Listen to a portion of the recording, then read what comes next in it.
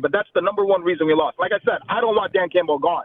This is my coach. He's the right man for the job. But you absolutely have to take those 3 points there. You're going up 17 points. You're less than 30 minutes away from the Super Bowl. How do you not kick that field goal there? We just disagree. And we can go back and forth, but you made your point. We just disagree. And look, I think that that's not the number one reason they lost. I think the number one reason they lost is San Francisco's really good. Okay. But I think the caller's saying you're giving them opportunities, you know.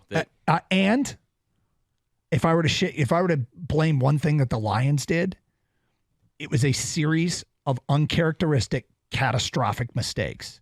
Well, that's the thing. You can't narrow it to one. Yeah, there was a sequence of things that happened that it's.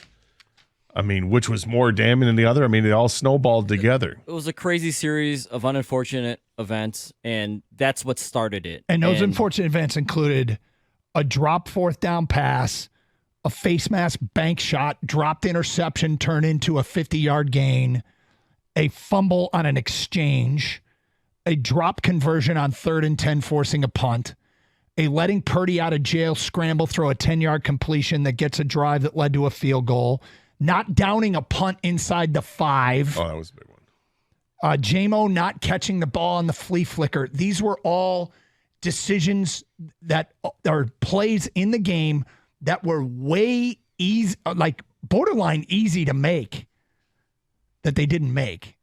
I mean, not easy, but very makeable plays.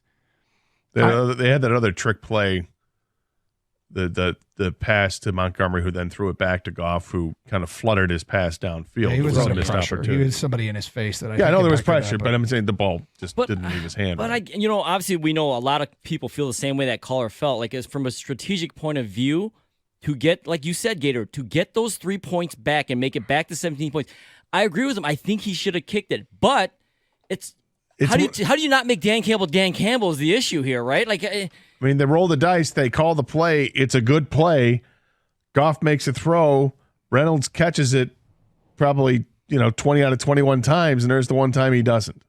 And instead of going, yeah, and pounding your chest and going, that's why I love Dan Campbell, they drop the pass, and now people are like, after the fact, well, he's too aggressive. I think he wanted him to be like, listen, for this moment, I know you want to go for it, but strategically, it just makes more sense to get get an extra possession back, be up three possessions. That's where I'm at. I love Dan Campbell. I appreciate his aggressiveness in that situation. It's not what I would have done, but they've been able to come back from that in the past. 97 won the ticket.